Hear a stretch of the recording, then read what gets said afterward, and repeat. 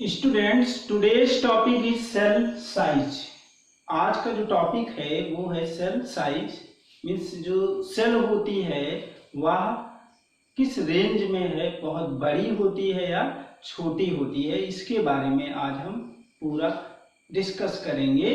तो यहाँ पर हम देखते हैं सबसे यहाँ पॉइंट वाइज सेल साइज से रिलेटेड जो पॉइंट वाइज में एक्सप्लेन यहाँ पे कर रहा हूँ। The size of the different cells range between broad limit, मतलब जो साइज है, size of the different cell range, उसका जो रेंज है बहुत ब्रॉड लिमिट में है। It means some cell are very small and some cells are very large, मतलब कुछ सेल बहुत बड़ी होती हैं और कुछ सेल बहुत छोटी होती हैं। तो यहाँ पर देखिए, some plant and animal cells are visible with naked eye। कुछ प्लांट सेल जो होते हैं वो क्या होते हैं, नेक्ड आई से, बिना किसी यूज के, बिना किसी लेंस के यूज के, बिना किसी माइक्रोस्कोप के यूज के हम नेक्ड आई से देख सकते हैं। और क्या होता है, however most cell are visible with only with microscope. लेकिन क्या होता है, कुछ जो सेल्स होती हैं वो तभी दिखाई देंगी जब हम माइक्रोस्कोप से देखेंगे। तो यहाँ पे जो रेंज है वो क्या होता है, ब्रॉड लिमिट में है। कुछ cell some cell can be seen with naked eye and some cell can not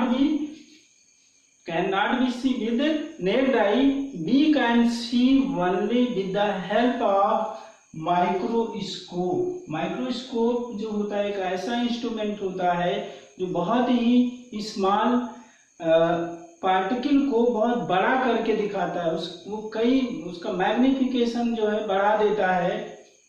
तो ये माइक्रोस्कोप जो होता है जनरली जो यूज होता है वो होता है लाइट माइक्रोस्कोप। कौन सा, लाइट माइक्रोस्कोप, या इसी को बोलते हैं जो लेबोरेटरी में होता है कंपाउंड माइक्रोस्कोप। Compound microscope.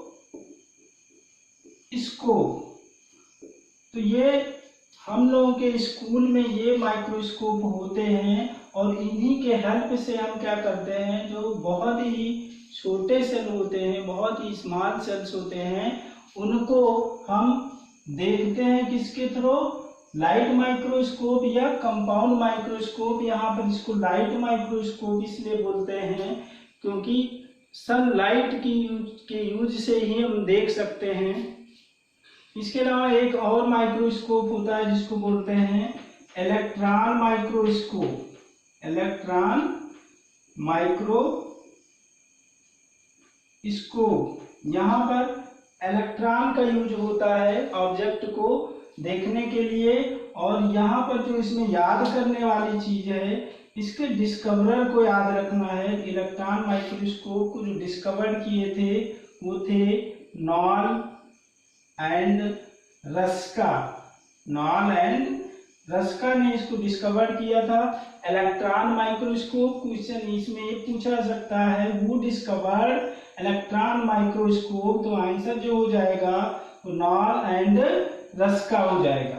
फिर आगे देखते हैं, among the multi cellular plant, एक लाइन ये देखते हैं, the size of the cell varies from a very small cell of bacteria.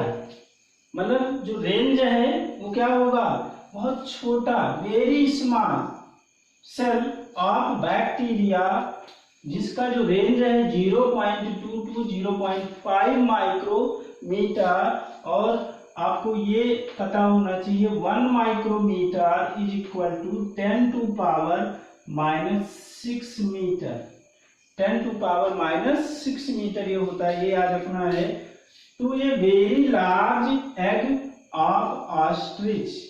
Ostrich egg जो होता है 17 सेंटीमीटर उसकी साइज होती है, इसका डायामीटर 17 सेंटीमीटर, या हम कह सकते हैं 170 मिलीमीटर इसका डायामीटर होता है।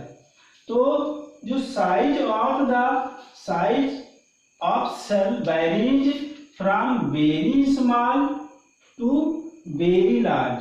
मतलब जो इसका रेंज 0.2 टू 0.5 माइक्रोमीटर से लेकर के 17 सेंटीमीटर तक होता है। नेक्स्ट देखेंगे, among the multicellular plant and among the multicellular plants, जितने भी प्लांट्स हैं मल्टीसेलुलर, जो लार्ज सेल होता है, that is the largest cell is the ovule of the cycas. जितने भी प्लांट हैं उनमें जो सबसे लार्जेस्ट सेल होती है वो है क्या, ovule of cycas. And cycas is a gymnospermic plant, gymnospermic plant.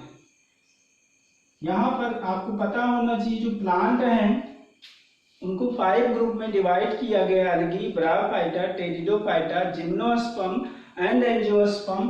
तो यहाँ पर जो ओव्यूल है, ओव्यूल ऑफ द साइकस या साइकस जो होता है वो जिम्नोस्पर्मिक प्लांट होता है। तो उसका ओव्यूल जितने भी मल्टीसेलुलर प्लांट हैं उनमें सबसे बड़ा होता है, लार्जेस्ट होता है।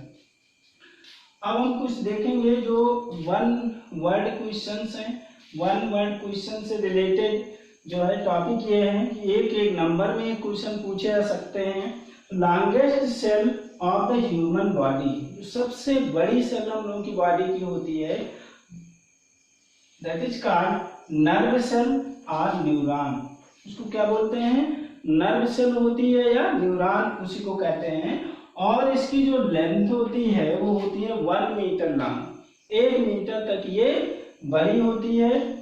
और लार्जेस्ट नोन सेल, जो सबसे बड़ी जो सेल है अभी तक डिस्कवर्ड जो हुई है, अभी तक जो जानी जाती है वो कौन सी है, ऑस्ट्रिच एग, सबसे लार्जेस्ट सेल। अगर क्वेश्चन पूछ लिया गया name the largest known cell, तो आंसर जो होगा ऑस्ट्रिच एग।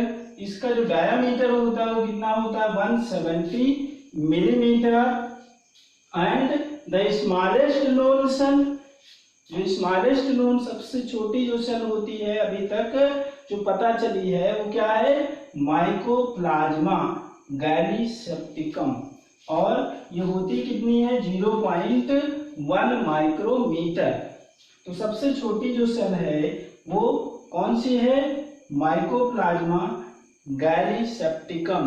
ये याद रखना है, ये क्वेश्चन पूछे जाते हैं। Largest known cell ostrich egg and smallest known cell that is mycoplasma species भी लिख सकते हैं। अगर ये याद करने में परेशानी हो रही है तो माइकोप्लाज्मा केवल लिख देंगे तो भी मार्क्स मिल जाएंगे। प्रोकैरियोटिक सेल साइज रेंज, आगे हम देखते हैं। प्रोकैरियोटिक सेल साइज रेंज मतलब जो आपको पता है टाइप ऑफ सेल पढ़ चुके हैं। There are 2 type of cell, one is the prokaryotic cell, another is eukaryotic cell. जो प्रोकैरियोटिक सेल्स की जो रेंज होगी वह 1 to 10 माइक्रोमीटर होगी। उसकी साइज जो प्रोकैरियोटिक सेल होगी कुछ 1 माइक्रोमीटर की भी हो सकती हैं, 2 की हो सकती हैं। जो रेंज होगा वो 1 से लेकर के 10 माइक्रोमीटर तक ही प्रोकैरियोटिक सेल होती हैं। And the eukaryotic cell size range 10 to 100 micrometre. ये 10 से लेकर के 100 माइक्रोमीटर तक होती हैं। इसके पहले आपको बताया जा चुका है कि जो प्रोकैरियोटिक सेल्स होती हैं और जनरली स्मॉल इन साइज, ये रेंज ये हो गया।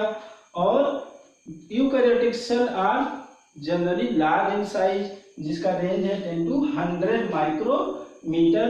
अब इस टॉपिक से रिलेटेड जो क्वेश्चंस पूछे जा सकते हैं, एक तो आपका हो जाएगा largest cell ostrich egg, smallest cell mycoplasma gallisepticum, और longest cell of the human body nerve cell और न्यूरॉन। या ये पूछ सकते हैं हु डिस्कवर्ड इलेक्ट्रॉन माइक्रोस्कोप, तो आंसर होगा नॉन एंड रस्का। ये चीजें आपको याद रखना है। इसके अलावा क्या होता है, सेल की स्टडी करने के लिए जो इंस्ट्रूमेंट यूज होता है क्या होता है, माइक्रोस्कोप स्कोप, ये याद रखना है। तो इस तरह से ये आपकी समझ में आ गया होगा। हम फिर एक नए वीडियो के साथ फिर मिलेंगे।